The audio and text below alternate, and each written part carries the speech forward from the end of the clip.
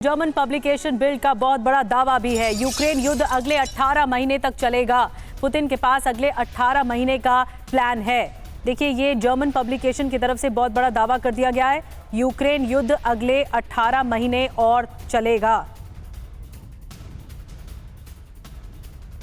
तो पुतिन ने प्लान बना लिया है अगले 18 महीने और इस पूरे युद्ध को चलाने का। आपको बताते हैं डिटेल में जर्मन पब्लिकेशन की ओर से क्या कुछ कहा गया है, लेकिन पुतिन की रणनीति साफ है। और 18 महीने डॉनबास रीजन को लेकर हमने जो आपको बताया कि उसमें लगातार संशय के बादल हैं और पीस प्लान को लेकर भी लगातार ये बात निकल कर आ रही है कि अभी मामला अटका हुआ है। लेकिन 18 महीने और युद्ध चलेगा और जंग चलेगी, ये पुतिन ने नया प्लान बना लिया है। थोड़ा और जानकारी आपको देते हैं। पुतिन के पास अगले 18 महीने का वॉर बजट तैयार कर लिया गया है।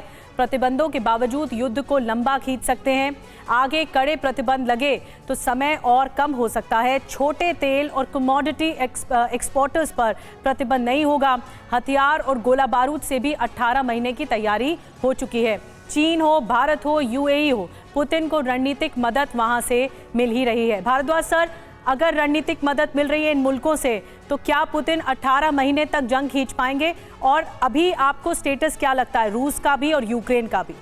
देखिए, जहाँ तक पुतिन का सवाल है, वॉर शुरू होने से पहले रशिया का जो डिफेंस बजट था वो $50 बिलियन के आसपास था, और वो इन 4 सालों में अगर आप देखेंगे तो $150 बिलियन के आसपास पहुंच गया है। रशिया जो है मोस्ट सैंक्शनड इकोनॉमी है पूरे वर्ल्ड में इस वक्त पर।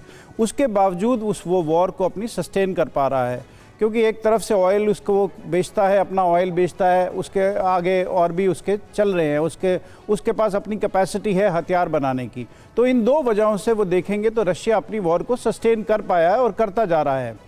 दूसरी तरफ आप देखेंगे यूक्रेन है। यूक्रेन बेसिकली तो एक बहुत ही कमज़ोर देश है, पर वो बेसिकली यूरोप और पहले नेटो की सपोर्ट से खड़ा हुआ था। अमेरिका भी उसको सपोर्ट दे रहा था, डायरेक्ट सपोर्ट दे रहा था और अभी भी दे रहा है काफ़ी हद तक।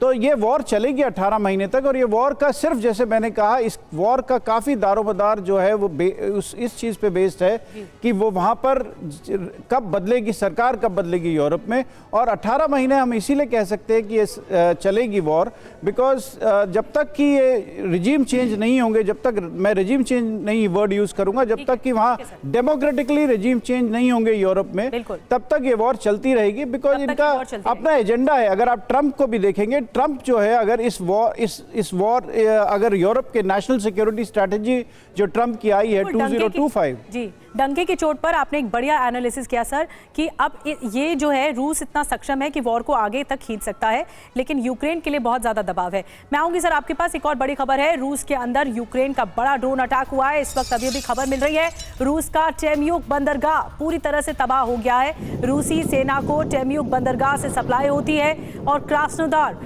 क्राई में मौजूद है टेम्युक बंदरगाह।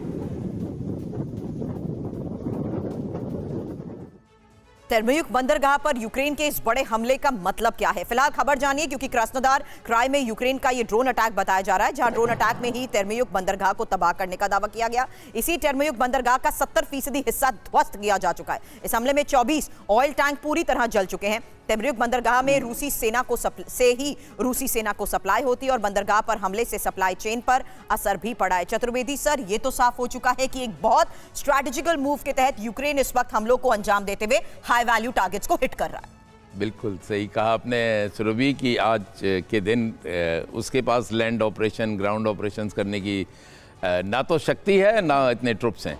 वो logistic installation, ammunition depots, oil depots, इनको टारगेट कर रहा है और उसको जो एक होता है विल टू फाइट, वो ख़त्म करने की, उसके रिसोर्सेज ख़त्म करने की कोशिश कर रहा है।